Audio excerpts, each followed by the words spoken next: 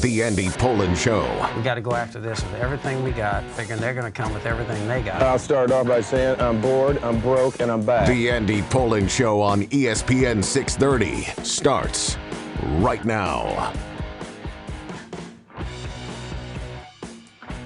There we go. Got to have the right button. April Fool's Day, somebody left that button off. Maybe it was on purpose. As I was going to say, 2 number 1 seeds, an 11 and a 4. And they want to screw this up by adding more teams? It's perfect. Don't mess with it. Got a great Final Four shaping up, don't we? And we seem to have a collision course of prehistoric times when great big men roamed the earth and dominated college basketball. And if both number 1 seeds survive, we will have a matchup coming up on Monday, a week from today.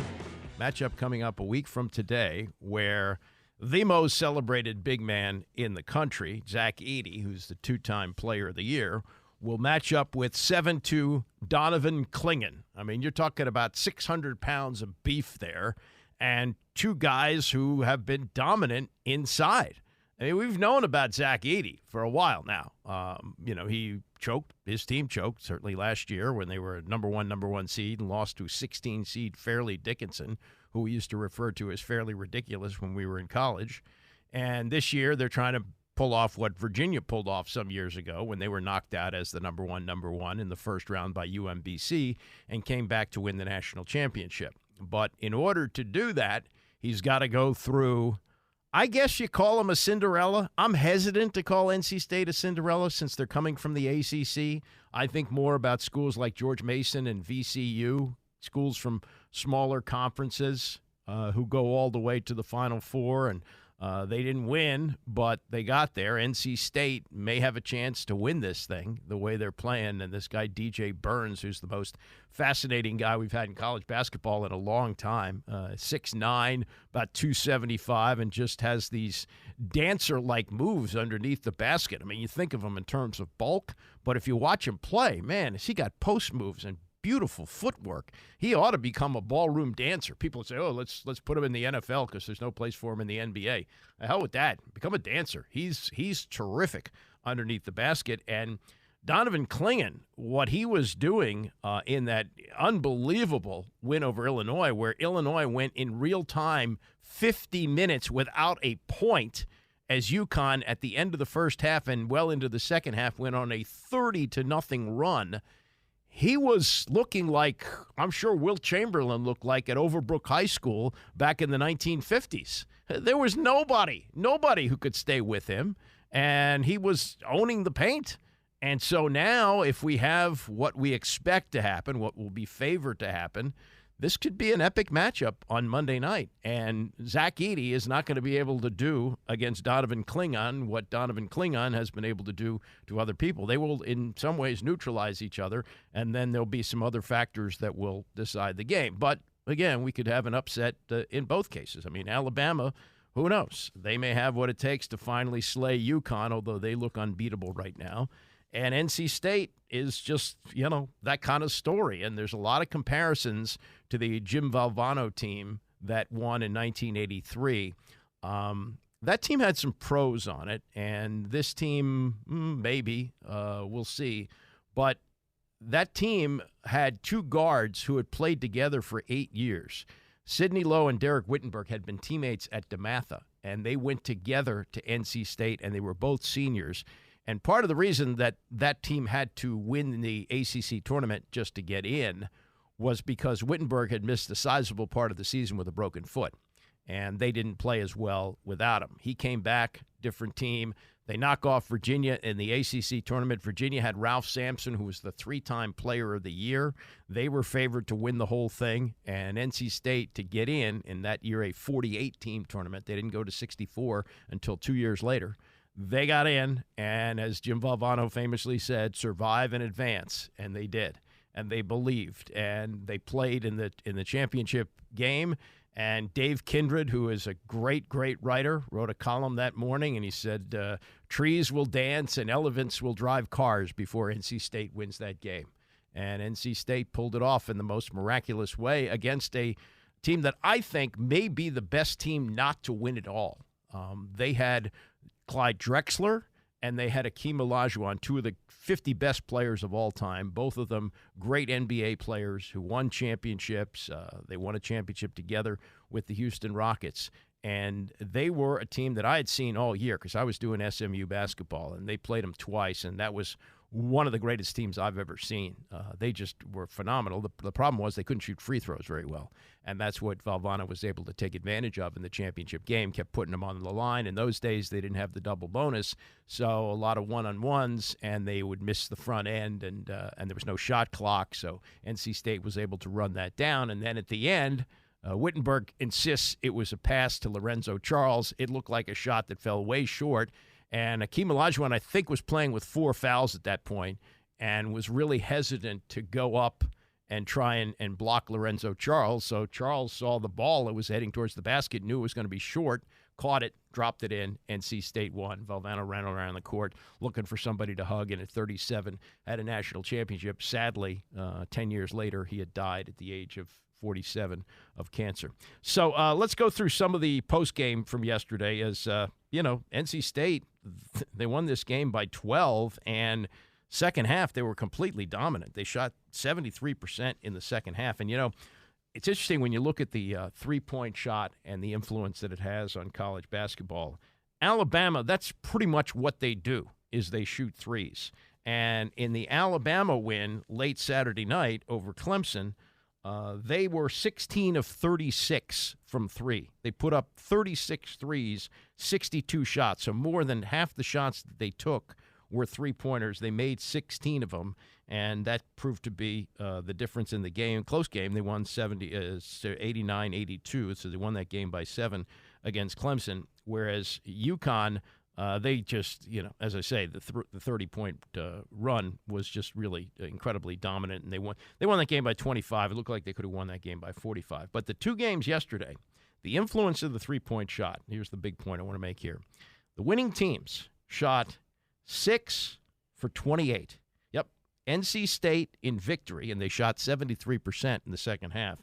NC State in victory, 3 for 13. And Purdue in victory, 3 for 15. 3 for 15.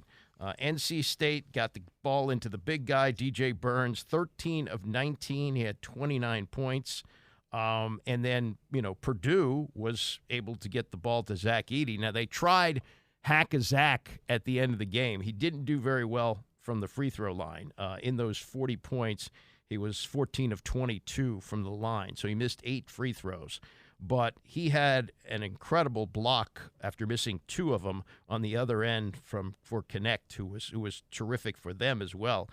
Connect had a huge game for Tennessee, scoring 37. But he had a block on the other end, and that proved to be the difference as Purdue was able to put it away. But the story is NC State, and this is their coach, Kevin Keatts, who was on the hot seat. He came here with his team to the Capital One Arena needing to win the ACC tournament just to get in, and they did by winning 5 games in 5 days, knocking off Duke and North Carolina in the process. And then they get to the point where they are in the NCAA tournament. Nobody is giving them any kind of a chance because they wrap things up late Saturday night. They have to play again on Thursday, and all NC State did was win in an upset in its first round game. I mean, they were an 11 playing a 6. They beat Texas Tech. Maybe they got lucky in that they didn't have to face Kentucky because Oakland pulled the big upset, but they handled them. And then they knock off Marquette, which is a 2 seed. A lot of people had them going all the way. They beat them, and then to win yesterday against Duke, 76-74. Here's Keatts on what it means. These young men in the locker room from day one have kind of believed in everything that I've preached to them and everything that they talked about. At the beginning of the year, we talked about what are your goals, and I think to a man, everyone said we want to win the ACC. Check. What's your other goal is obviously, go on and compete for a national championship. and we're still alive for that opportunity. Means a lot. I think, our school deserves it. Our players have really worked hard. The fans deserve it. We've done a really good job. When I say we, I always say we. I'm saying these young men in the locker room through all of the adversity that we have went through, ups and downs of winning games, losing games. They never lost their faith and stayed together, and it means a lot. It really does. Now, I found it interesting where he said we were together from day one and stayed together throughout the year. And that's what you say when you advance to the Final Four as an 11 seed. But maybe it wasn't really that way. And I found this interesting. This was Burns after the game talking to Tracy Wolfson about how they got to where they got to. Congratulations, TJ. The joy that you play with, the joy this team plays with is just infectious. Can you describe the joy that you're feeling right now headed to the Final Four? I'll say, like I've been saying the whole tournament, when I stop having fun with basketball, I'll stop playing. I'm very thankful to be here. My guys behind us, we're ready. Talk about this team and what you guys have accomplished. 9 straight wins, winning the ACC championship to get to this point and now headed to a Final Four. What is it about this team and how did you guys do it? There's just been a total switch in our commitment. Nobody's being late to things. Nobody's, being a problem on the court. Everybody's come together. I don't know what it is, but everybody's handling on and off the court well. 29 points for you. Congratulations, and we'll see you in Phoenix. In Final Four, baby. That is what you call unfiltered. Now, let's listen again here. You had the coach, Kevin Keatts. These guys stayed with me from day one. They were totally committed. Winning the ACC title, going on to the tournament, winning the Final Four, getting to the Final Four. And then you hear Burns say a total switch in commitment. Guys are showing up on time, and they're not fighting on the court. I mean, I tend to believe more what Burns said. Now, it's hard to believe that this team is good enough to get to the Final Four, but that's where they are. It's hard to believe they're good enough to beat Purdue, but I didn't think they were going to be able to beat Duke. I didn't think they were going to be able to beat Marquette, but they did. And when you hear the star player say total switch in commitment, that's really telling. That's really telling. Now, back to the conversation about the 83 team. The 83 team, as I say, had to win the ACC tournament just to get in. And although you look back and you see, that Sidney Lowe played in the NBA for several years, Thurl Bailey was an excellent center in the league for about 10 or 12 years. They had pros on that team. But, that to me, going all the way and beating what may be the best team not to win it all, I would rank that higher than what we've seen so far from NC State. But Jay Billis, who's forgotten more about college basketball than I'll ever know, and who played against that 82-83 team from NC State, might have played them 3 times, including the tournament. He says, no, this is better than what that 83 team did. NC State going to the Final Four this year is the most amazing thing I have ever seen in basketball. I was a freshman in 1983 when NC State won the national championship, but that wasn't as amazing as this is. NC State this year was 17-14 heading into the ACC tournament, and they were playing on Tuesday, and they had to win 5 games. It wasn't even a thought of any rational basketball person that the Wolfpack would win the ACC tournament. And they did it. Mike O'Connell hits, a 40-footer with time expiring against Virginia after a missed free throw. They're down 3, and he banks it in.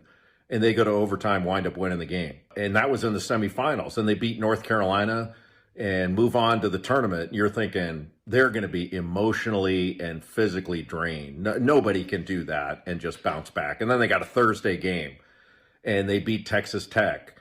They get to the Sweet 16.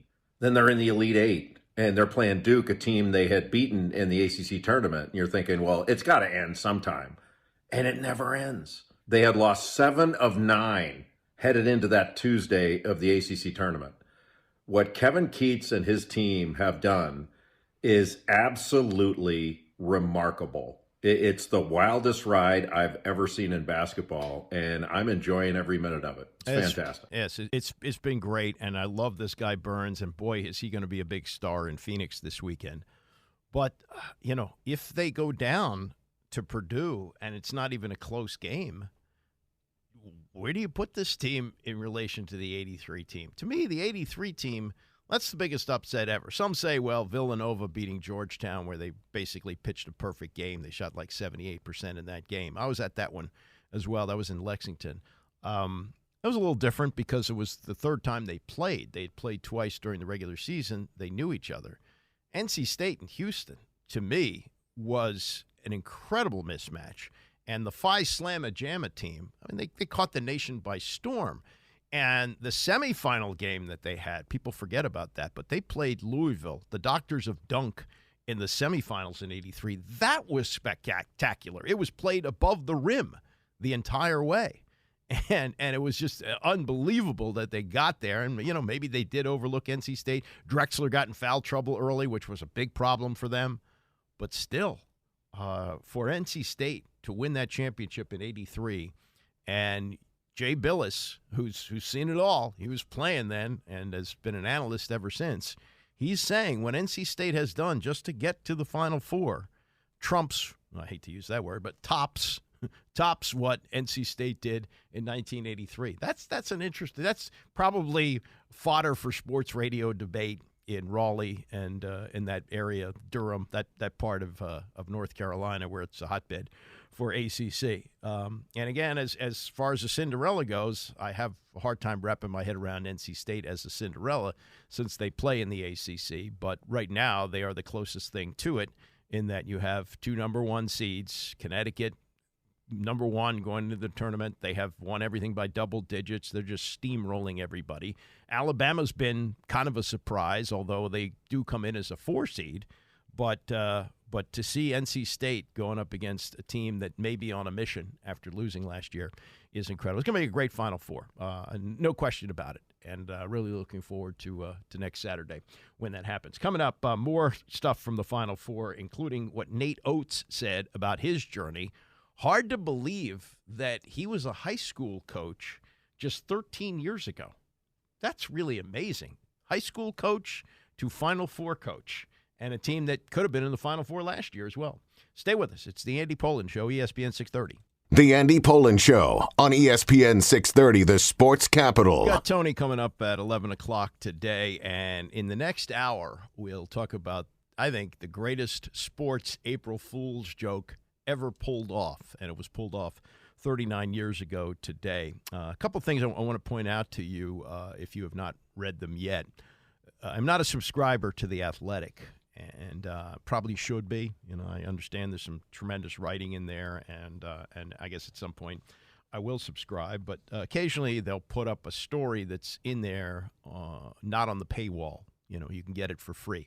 So there was a story yesterday that was written by Stephen J. Nesbitt, and it's about Big John Gavin. And you probably don't know that name, but after you read the story, you will. There's a lot of Big John Gavin probably in all of us. He grew up in the Bay Area, was a San Francisco Giants fan, got drafted by the Giants, was in their minor leagues, and a year ago, March of 23, he's in spring training. He's expected to be sent to either AAA or AA, and he gets the word they're sending him back to single A. And he's 26 years old. He's had a couple of surgeries, and he realizes this is the point where it means it's probably not going to happen for him to get a shot in the major leagues. And his options are to take the assignment, go down to A ball and see what happens, or he can retire. And he saw enough of the handwriting on the wall that he retired. And the story takes you through the journey he's been on in the last year. He's gotten married. Some good things have happened to him, but how difficult it's been to divorce himself from what he always wanted to do. His lifetime dream, he was on the doorstep of it and couldn't get there, and how difficult that is. And I saw this up close myself when I was working in San Antonio and doing some minor league games for the AA Dodgers, and saw guys who were like 25, 26 years old, and it was over. This is all they had wanted to do. They got drafted by a dream organization, and they wanted to be in the show in the worst way. but, you know, how many guys make it relative to how many try, including people like me who get sorted out when they're like 8 years old. But for those guys, they were the best player in their high school, some cases college. They got drafted. They got bonus money. They could see guys who they played with, who they thought maybe they were as good as or better than in the major leagues. And then the dream dies. The Dodgers release them, and they have the option of maybe trying to catch on with another team or giving up the dream, which is what John Gavin did. And I urge you to read it because it's really well written and really well done. And I think everybody can relate to some of the struggles that he goes through. We don't all achieve our dreams professionally, and sometimes we come up short. And this is really the ultimate in that it's make or break. It's not like, it's not like you can make a living being a baseball player and not really good enough, because eventually you get totally weeded out. But the money that he was making nothing. He was making like $11,000 a year. He can't survive on that. And so it's all about the transition he makes. Anyway, it reminded me of a story, and this is much more severe and really, really tragic. But it's had a big impact on my life because I am still shaken by the details of this story, which was written in Inside Sports Magazine. The Washington Post, late 70s, early 80s, tried to compete with Sports Illustrated with their own magazine. Didn't work, but they produced some really great material. And this story is called Death on the Mound. It was about Bruce Gardner, who was a pitcher at USC in the late 1950s. He had 40 wins, which may still be the record. He had more wins than Tom Seaver. He was considered to be one of the greatest pitchers to come out of that school and was ticketed for stardom. And he had been, they didn't have a draft when he was coming out of high school, but he had been offered a contract by the White Sox in 1956 of $66,500, which was a lot of money in 1956. He wanted it, and his dream was to pitch in the majors. It wasn't to pitch in college, but they offered him a scholarship at USC, and his mother wouldn't let him sign the contract. In those days, you had to be 21 to sign it, and he was only 18, so she wouldn't let him do it. He went to USC. He was great. Comes out of USC. It may have been the White Sox he went with. It was I forget the organization, but he hurt his arm, never made it to the major leagues, and kind of drifted around for about 10 years. And one day, dressed up, put on a suit, and walked out to the mound at USC where he'd had his great triumphs, and pulled the trigger on a handgun and shot himself to death. It's a great, great story, and you can find that online. But yesterday's story that I read in The Athletic about John Gavin reminded me of that in many ways. Fortunately, and I won't spoil the ending totally, but it does not appear, thank God, that anything like that is going to happen. The other thing I saw today, and you may have seen this as well, we spent a lot of time last week talking about Ted coming back to D.C. with his tail between his legs, and they made a new deal so that he's going to get $515 million and more police protection, and signs a 30-year lease, and the big flirtation with Virginia is over. But both he and Mayor Muriel Bowser talked about how this deal came together even after he had made this handshake agreement with Virginia, with Glenn Youngkin, to build Ted Town down at Potomac Yard. And they said, both of them said, Bowser and Ted, that they had been getting together on a regular basis at the Waldorf Astoria. And Ted, showing that he's always the smartest guy, decided to take a shot at reporters, saying, oh, we must have the worst investigative reporters because we were meeting on a regular basis right in the lobby and nobody said anything. Well, I didn't realize this, and maybe this is karma, maybe this is the gods, but the way they got together initially was chance. And this story in the Post today, I'll read you a couple of paragraphs here. Bowser and Leonsis' rekindled negotiations started with a chance encounter at the Waldorf in mid-January, about a month after Youngkin and Leonsis announced the move. Leonsis' investment company, Revolution Growth, was holding its annual conference at the glitzy hotel on Pennsylvania Avenue, blocks from Bowser's office at the Wilson Building. After remarks from Senator Mark Warner, Leonsis stepped out of the ballroom into the lobby and literally walked into the mayor. Ted, she exclaimed. Leonsis said, hey, what are you doing here? She'd come to the hotel for an unrelated meeting. I said, oh, let's sit down. I haven't seen you in a while, Leonsis said, not since he told her he was moving his teams to Virginia. As Bowser tells it, the two embraced before sitting down to talk. At the conclusion of that conversation, quote, "We made an important decision. The two of us were going to talk directly. No interference, no helpful support from our staff, just us," Bowser said. "I think that was a turning point into us understanding his vision and needs and me communicating with him where the city was going." So if the two of them don't happen to be at the Waldorf on that particular night, do they get together? Yeah, probably, because Ted could see that the deal he had with Youngkin was falling apart. And then when Luis Lucas dunked on him in the Senate and said, "We're not going to do this," I think he could see where that was going, so maybe he would have reached out. But the fact that neither one of them had to come like begging to the other to get back together was probably helpful in getting this done. "Oh, Ted, what are you doing here? Oh, Mayor, what are you doing here? Oh, let's sit down and have a drink." And they were able to hammer things out. All's well that ends well? Maybe. But it's a good thing that Ted's sticking in town. All right. The move up the chain, as I've come to learn about it in any sport, really, like if you want to be a professional basketball coach, it's helpful if you played in the NBA. It is. If you want to be a college coach, it's helpful if you've played college basketball. And in most cases, the path to coaching involves, if you don't go to the NBA, is to become a graduate assistant, eventually become an assistant coach, go with the right guy who has success, and eventually you'll get the call to be a head coach, sometimes starting at a mid-major and then eventually at a major program. Well, Nate Oats is a coach at a major program, and he's got his team in the Final Four in Alabama. But how about this? 13 years ago, he was a high school coach. And I think about Gary Williams, who played at Maryland, was a graduate assistant under Tom Young, not Tom Young, was a doctor. I forget the name of his doctor something. Anyway, he was an assistant coach, and he went off to coach high school, and he won a state championship.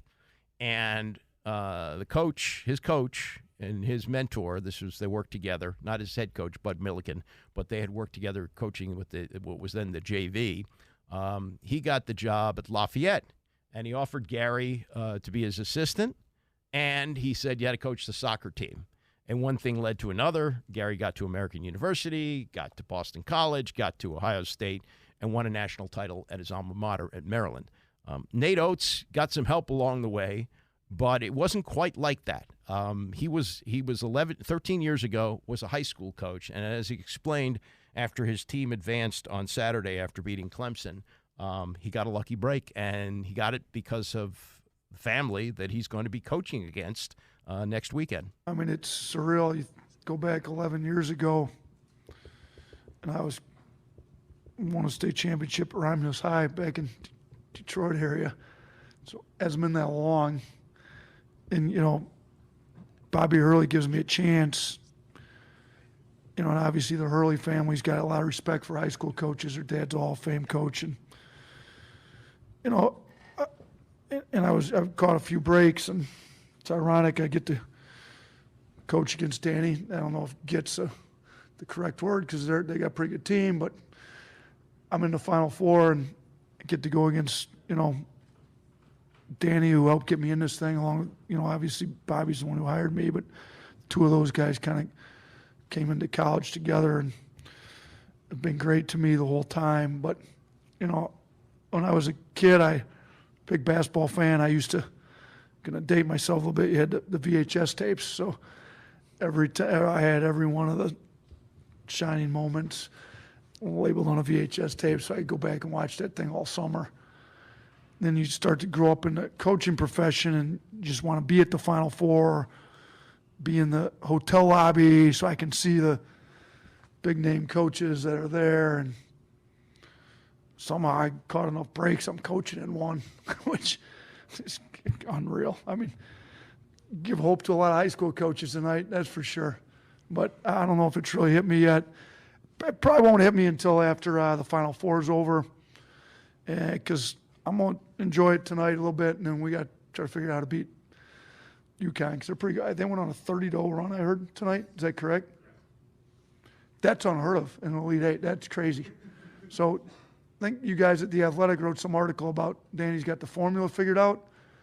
His formula is working pretty well So I'm going to have to figure out that formula myself here soon. Yeah, but how about the irony? Bobby Hurley gives him his first shot. Now he's got to beat Danny Hurley to get to the national championship game. And he's there because of the Hurley family, because the dad, the legendary Bob Hurley, who's in the Hall of Fame as a high school coach, one of just a handful in there, along with Morgan Wooten from DeMatha. He prevailed on his sons. Hey, this guy is a very good high school coach. You ought to give him a shot. He got his shot, and here he is. Tom Davis is the man I'm thinking of, who was Gary's mentor in Maryland, and Gary went with Davis to Lafayette for that. More from Oats, and this is, remember last year, they were the number one seed, and they knocked off Maryland in the second round and then lost to the Sweet 16. Now he's back, and this time he doesn't go in as a number 1. He's a number 4 seed, and he wants to know how he can win it all this year. And as he tells in this news conference from late Saturday night, he leaned on some legendary names for advice on how to get there. We looked like we were not hot at the right time, losing, what did we lose, 4 of our last 6 or something going into this tournament. But our staff was good. We looked at some other teams that were similar to this. Syracuse did it twice. I called Jim Boeheim on that Sunday, like, what do we got to do? I talked to him, maybe it was that Saturday. I called Frank Martin. South Carolina made a Final Four run when they weren't hot at the end of the year. I asked him what he did. I tried to pick the brain. I called Coach Saban, what do we got to do? And he kind of gave me the next idea, next. So guys bought in. We can make this run. Other teams have done it. We've got the capability to do it. We got to get back to playing great defense, or get to start to playing great defense. I don't know if back's the correct word. But, we can have the number 1 offense in the country. We had it for a majority of the year. Let's put a top 20 defense together with it, and we can make a Final Four, and I think we've done that. Yeah, they're in the Final Four. Can they advance in the Final Four? Well, it's going to be tough because Connecticut's trying to match history, trying to become the first team since the 2007 Florida team to win back-to-back. Last thing from Oates from this news conference, and I think this was the most interesting part of it, is coaching at Alabama. That's football school. This is their first time ever in the Final Four, and I'm sure the fan base hasn't been rattling the door of the administration to get a team that's capable of getting to the Final Four. They want to add to the trophy case in football, and they're more interested in seeing what happens in the post-Saban era than necessarily what happens in basketball. And he's okay with that. And this is how he puts all of that in perspective. This is Oates, coach at Alabama, basketball coach, on coaching at a football school. Look, when I came to Alabama, I knew it was a football school. Like, there's no denying it. But I also, somebody asked me that a couple years ago. I think it's a championship school. There's the whole Mudita thing. Like, I'm going to pick the brain of all the ultra-successful coaches throughout the department. We've got multiple coaches, current coaches that have won national championships, whether it's men's golf, women's golf, softball. We've got, Sarah Patterson retired from gymnastics. She's a huge basketball fan, has her own season tickets, won multiple national championships in gymnastics. But Coach Saban, I'm a big football fan. I came to Alabama loving the fact that I was going to be able to work in the same athletic department as arguably the best, maybe not even the best football coach, the best coach of any team sports in modern history, whether college sports, anything. And I didn't want to bother him, but I certainly picked his brain when it was appropriate. I went and watched practices. I sat in on staff meetings. I shadowed him for a day. I went on road trips with him to see how they operated. I tried to learn as much as I could. It never nagged me or bothered me that football was huge at Alabama. I loved it. Like, it's better for recruiting. It's better for everything for us. I tried to learn from it, and different people would make comments, football. We're only 18 national championships behind them. We got a few to catch up. So let's just keep grinding. Let's get to a Final Four first, and let's put ourselves on a big stage. So I love the fact that he's still got an office at Bryant-Denny. I love the fact he's willing to talk to me. He talked to me before this run, texted me during the run. So before I got the job at Alabama, I've got a schedule, like a practice schedule. I had it in high school, an Excel sheet, and you got different tabs. And quotes is one of the tabs. You go pull quotes up for the day. I had regular quotes, and then I had Saban quotes, and every Saban quote I had was aligned with them. And then I got here, I'm like, should I use him as much as I used to use him? Because he's actually like coaching next door. Is it going to bother our basketball players that I keep using the football coach's quotes? Well, I still use them. They're pretty good. I'm still getting more of them and add them to the list. So it never bothered me. I love the fact we're at a football school, and we're going to try to add another sport to the championship school level because I think we're knocking on the door there. Yeah, well, it's a good story, and of the 4 schools that are left, that's clearly a football school. UConn doesn't even have a football team. Well, they do, but they're not ever going to be a team that competes for a national championship. I don't think NC State will ever get there, though they've been pretty good lately. And Purdue has had some pretty good teams. But, you know, when you think of the 4 schools, football comes to mind immediately for Alabama, and the other schools, I think you think basketball first. Even though Purdue, this is the first time Purdue's been in since 1980. And I remember that team. They had Joe Barry Carroll, who was later named by Peter Vesey when he got to the NBA, Joe Barely Cares. He was basically a disappointment. But in 1980, and they had lost to UCLA in the semifinals of the Final Four, 1980. UCLA then went to play Darrell Griffin and the Doctors of Dunk in Louisville, lost in the championship game, and actually had to vacate that because there was some cheating going on under Larry Brown, the coach there. But Purdue lost to them in the semifinals, and Carroll was going to be the number 1 pick of the draft. Well, thanks to some usual shrewd trading by Red Auerbach, he had the number 1 pick in the draft in 1980, and he used that draft capital to trade it to the Golden State Warriors for a disappointing center, and I think it was the number 3 or number 4 pick overall. The disappointing center was Robert Parrish, who thrived in Boston for decades, not decades, but many, many years, and the number 3 or 4 pick was Kevin McHale.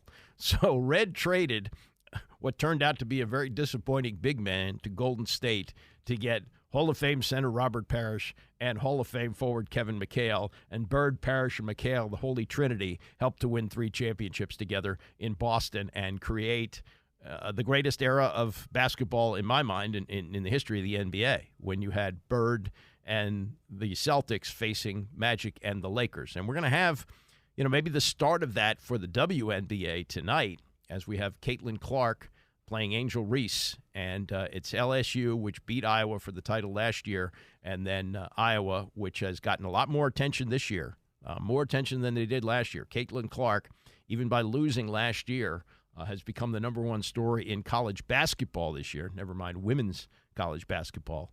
And Angel Reese is sitting there as defending champion saying, you got to go through us to get to the Final Four. So we will have tonight, I think, the most watched women's college basketball game in history. When they met for the championship last year, they drew a 9.9 million people, just under 10 million. The World Series averaged 9.1.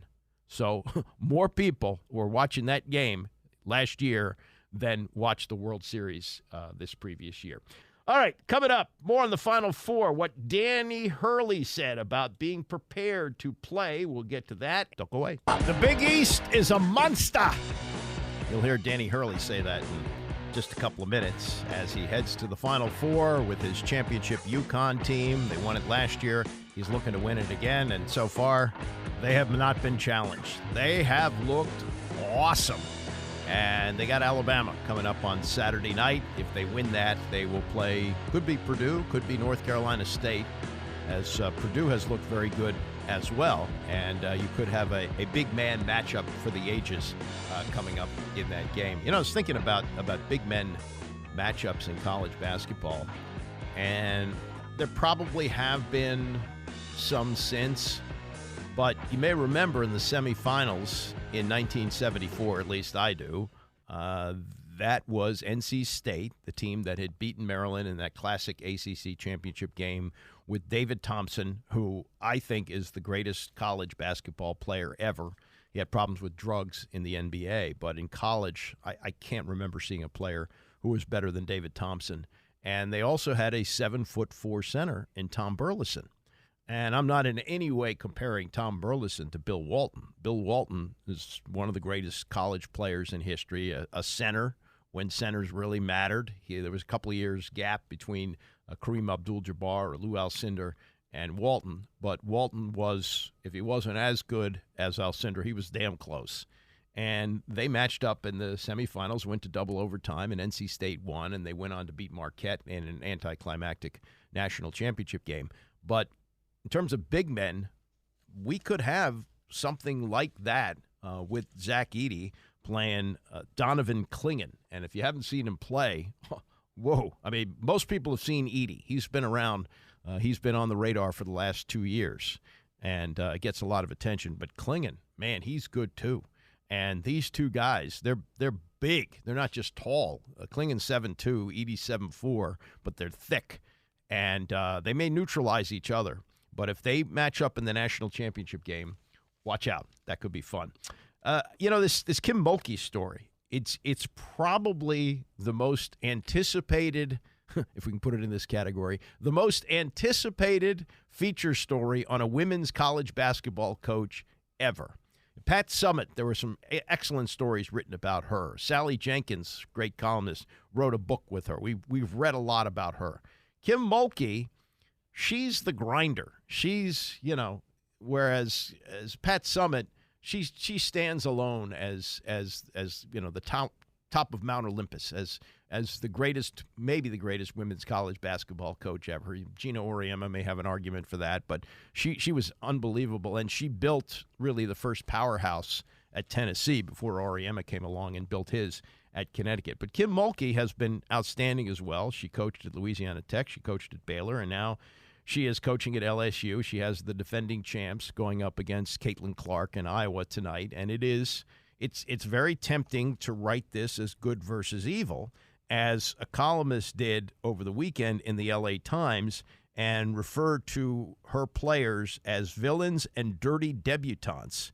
And the editors of the Times had to remove those references Saturday after Kim Mulkey took off on the LA Times for the story, because previously, a couple days earlier, she had just ripped Kent Babb in the Washington Post for what she said was going to be a hit job on her. And she said she had refused to talk to him and that she had contacted ex-players and told them, hey, if we don't use your name, you can say terrible things about us. And she was threatening a lawsuit against the Washington Post.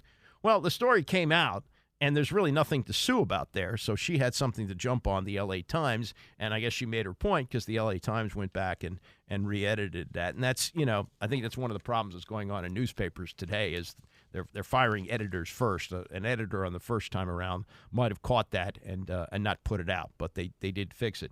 Meantime, Saturday, the enormous story from Kent Babb comes out. I read it online, and I have it here in the actual newspaper from yesterday. And there's really not much here. It's an interesting story. Like a lot of great athletes and people in sports, she takes slights very seriously, and she holds grudges. Her father, who helped her to become the great player that she was at Louisiana Tech, she and her sister made them both athletes. He left the family when she and her sister were in college. It's not like they were little kids at home, but found a younger wife, left their mother for a younger woman who wasn't much older than they are. And then Kim got married, and she said, well, you can show up, but you sit in the back. And they haven't spoken since. And she hasn't talked to her sister either. 37 years of not talking to people in her family. That's how she takes these grudges. But she also has a history which you could question whether or not she's homophobic. And this goes back to Brittany Griner when they were together at Baylor.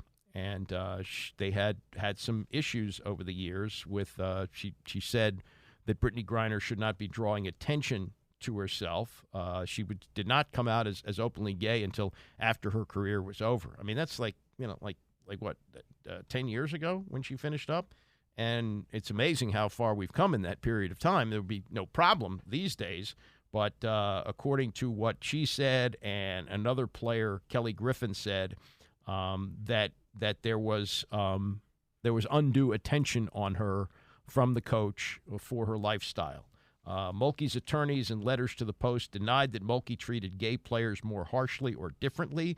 They provided an affidavit from former Baylor player Morgan Medlock, who said she was in a relationship with Griffin and that she never witnessed Mulkey mistreat Griffin or other gay athletes. Former Baylor and LSU player Alexis Morris put it more bluntly, Coach Mulkey is not homophobic. So that would be, I guess, the most controversial part of this is that she may or may not be homophobic, but there's no question that she does things her way, and that she, she's old school. She's, I guess she must be close to 60 now, and that she sees this as, something that I guess could be distraction from her program. I don't know.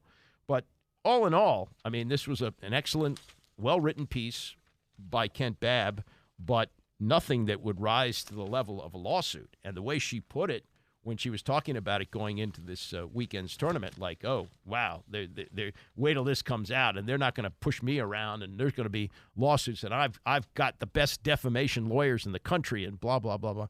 Nothing. And then she turned to the L.A. Times and obviously made her point because the L.A. Times changed the story. Danny Hurley looking for championship number 2. And here's I pulled some things from his news conference the other night because it's important to point out, and maybe all people who rise to this level in sports have this to some degree. I know Gary did at Maryland, the chip on the shoulder. And they thrive on that. They thrive on having the chip on their shoulder. And Danny Hurley's got it in a big way. You can take the guy out of Jersey City, but you can't take the Jersey City out of Danny Hurley. And so he after obliterating Tennessee on not Tennessee, who did they beat? They beat Tennessee. Illinois. I get confused by all these orange jerseys. Yeah, after obliterating Illinois with that 30-0 run, he decided that rather than necessarily celebrate what they did, he's going to tell you that he was motivated by a slight going into the game. Here's Hurley from Saturday. The Big East is a monster. The Big East is a monster. And iron sharpens iron. And, yeah, I mean, we didn't have, I don't know what our record is the last 2 years in non-conference games. But we feel like once we get out of that league, which is, as good as any league in the country, it was, in my estimation this year, again, it should have been a 6-bid league. It was one of the 2 best leagues in the country. And I just think the league, prepares us for these non-conference games. It's like you hear, I read a tweet last night, I think from a former Illinois player, Sean Harrington, or who was a good player, was a McDonald's All-American, one of the staff members, wanted to add a little more fuel to my fire, a little, something, UConn has not had to play against this physical a team, and they've never seen someone like Terrence Shannon, something along those lines, and statements like that are just asinine. You're going against beasts and monsters every night in the Big East, and the Big East prepared us for teams like Illinois. Beasts and monsters. And they were prepared, especially for that late part of the first half and into the second half where they had that 30-0 run. So there was a follow-up on the Sean Harrington part of this, that it was, in fact, a tweet that was sent to Hurley, which he used to fuel him. It was a tweet I got sent to me. Okay. I got a tweet, and, it's like I'm not on there a lot. I turn the notifications off, which, was a game changer for me. But, I like the slights. I like, I think there's obviously a lot of experts out there, and maybe, people that follow different conferences, haven't seen Big East basketball, but we're both on Fox. So Big Ten and Big East, they probably could have caught some more of those games. But we like those external things.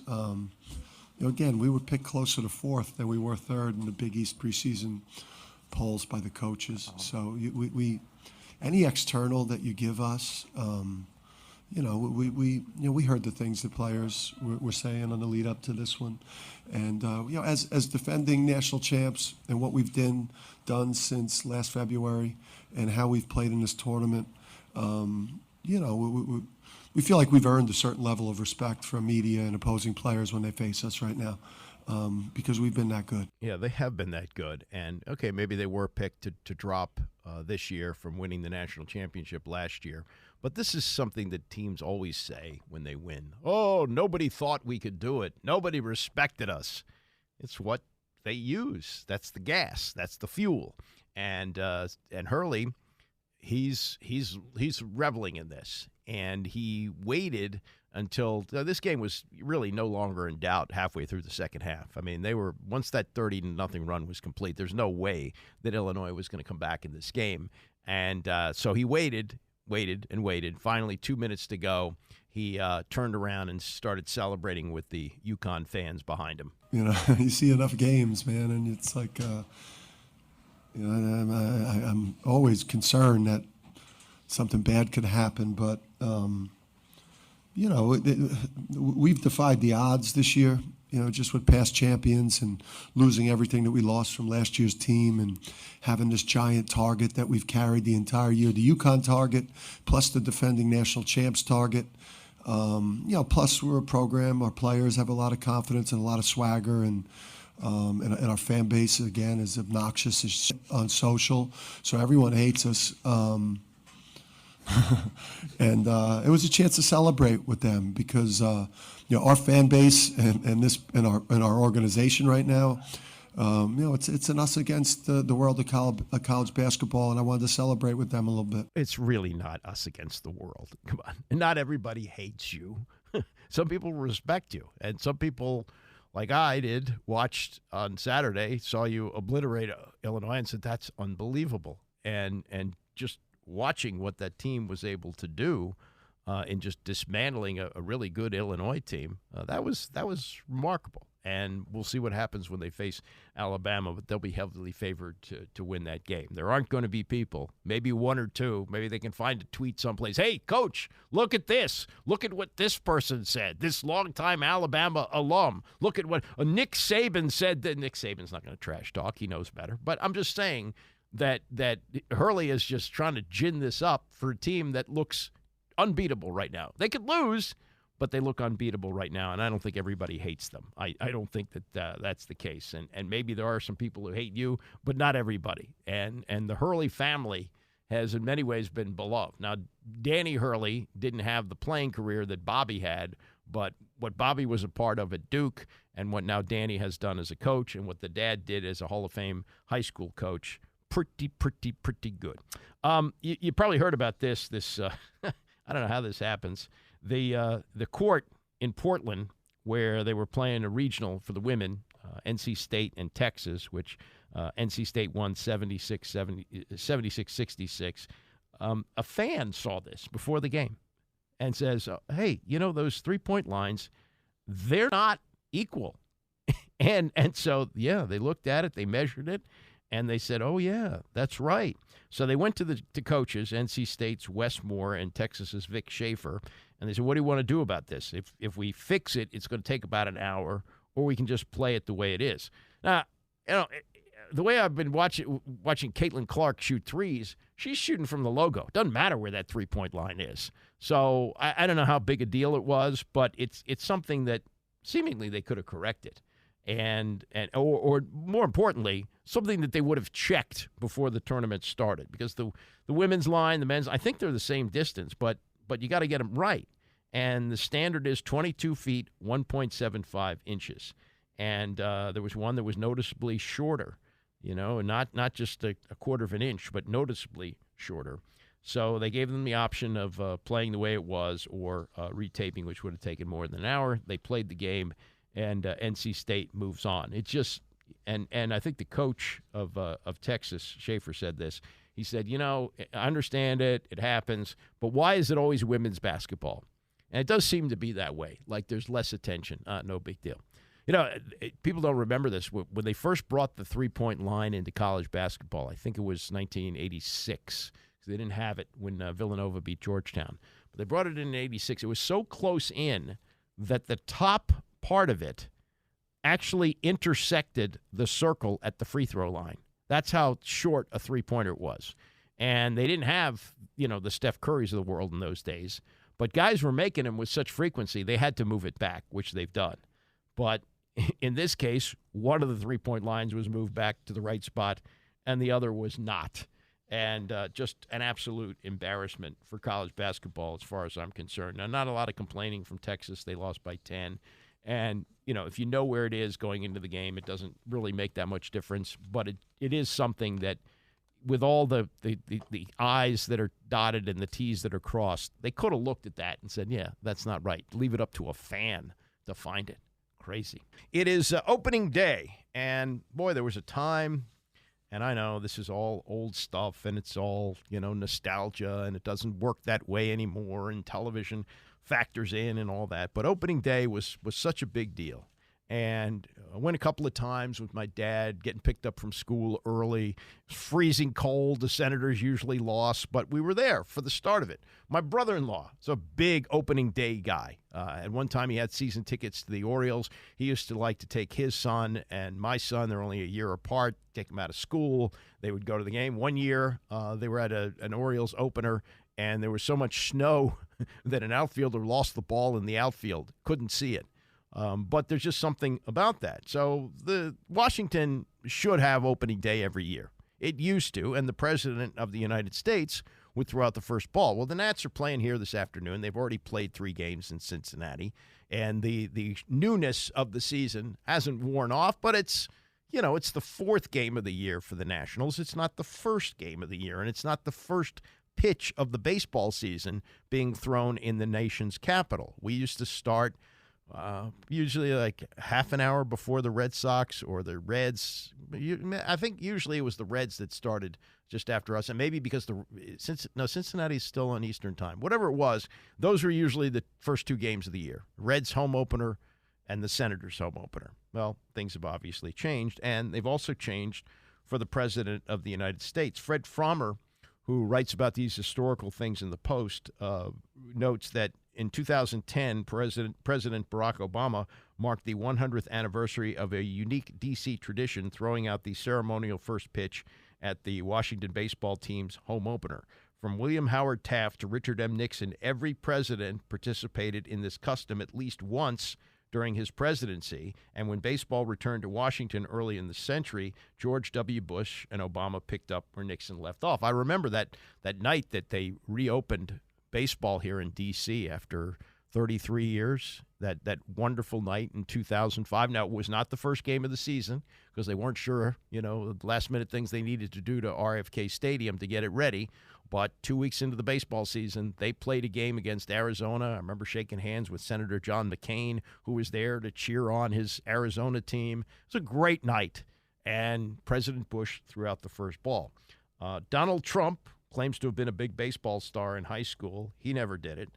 In his first year, as Frommer writes, 2017, Trump declined an offer from the Nationals to throw out the first pitch. The White House cited a scheduling conflict, and Trump met with Egyptian President Abdul Fattah el-Sisi the afternoon of the game. News stories at the time speculated that Trump, who received just 4% of the vote in the district in 2016, probably would have gotten booed at Nationals Park. And my dislike for Trump, I think I wear that quite well, I'll say proudly. I don't think you boo the president of the United States at a baseball game. I just don't think you do that. Anyway, he writes, on the eve of the 2021 season, White House Press Secretary Jen Psaki told reporters that President Biden wouldn't be tossing out the first pitch. She added, I know the president's eager to get out to National Stadium. Many beautiful days, many beautiful baseball games ahead this spring. Later that season, it was Psaki, not Biden, who threw out the first pitch at a Nats game. The Nats announced that it'll be Anthony Williams, the former D.C. mayor who was instrumental in getting baseball back here. He'll throw out the first pitch at the home opener on Monday. By the way, not to slight Anthony Williams, and it's been a long time. It's been almost 20 years. But I was a little bit disappointed. I went to the first exhibition game that the Nationals played before the season opener in 2005, and Anthony Williams didn't throw from the mound. He threw from the grass in front of the mound. And almost 20 years later, I'm not sure he'll be able to get it to the plate off the mound. So now the first ball, as he notes, the first to do it was William Howard Taft in 2010. The way that presidents used to throw out the first ball is they didn't go to the mound. They were in the stands, and they threw the pitch from the stands, and it was caught, in the case of Taft, by Walter Johnson, who then threw a one-hit shutout that afternoon. And actually, Taft wasn't supposed to be the first to do it. William McKinley wanted to do it, and he just didn't get the opportunity because of scheduling to do it. He writes, when Nixon appeared at Washington's home opener in 1969 in his first year as president, he was excited to see his pal Ted Williams, who was about to make his managerial debut with the Senators. Despite the mutual admiration, the jock and Williams couldn't help but grin when Nixon dropped one of the 2 ceremonial balls he was to throw out that afternoon. But Nixon, he was a big baseball fan, and he was known as vice president to go to Griffith Stadium. He was there often just, as a fan. And he wound up staying for the entire game, which they lost to the Yankees 8-4. Also, that summer, 1969, was the All-Star game. And Nixon was supposed to throw out the first pitch for that, which was due to be on a Tuesday night. But it was postponed because of rain. I don't know if it's the only one that's ever been postponed by rain, but it's the last one. So we're going back 55 years now, and it was postponed. And because Nixon had to meet the Apollo astronauts who had walked on the moon, a lot of things happening that summer of 69, because he had to meet them the next day when they rescheduled the game for Tuesday afternoon, he wasn't able to do it, and I think Spiro Agnew threw out the first pitch. I was there for both the rain out and the game that was played the following day at RFK Stadium. So it's a little bit different, and we won't have the president throwing out the first pitch today. Anthony Williams, I think that's a good replacement, but something's been lost for opening day in that it was played a couple of weeks ago in Korea, and then the fact that Washington has a team that doesn't get to open the season at home. They open on the road. I don't think that should happen again. I think baseball should make sure that Washington, D.C. Has opening day, and our opening day, the first opening day, will be here. One quick thing on the Orioles. The Orioles, they clobbered the A's in the first 2 games. Not the A's, but the Angels. They beat them by a combined 17 runs in 2 games. The new manager of the team, Ron Washington, after 2 games, had a meeting with his players in the clubhouse. Just wanted to let them know they've played only 2 games and we can't get off track. Our focus is on a 162-game championship season, not 2 games. 2 games haven't gone like we wanted. Got to make certain we come to the ballpark ready to go, which they did yesterday. They won 4-1. But he may lose his team early on that. A team meeting after 2 games. 2 games. Wow. All right. Tony's coming up next. I will see you back here tomorrow morning at 9 a.m.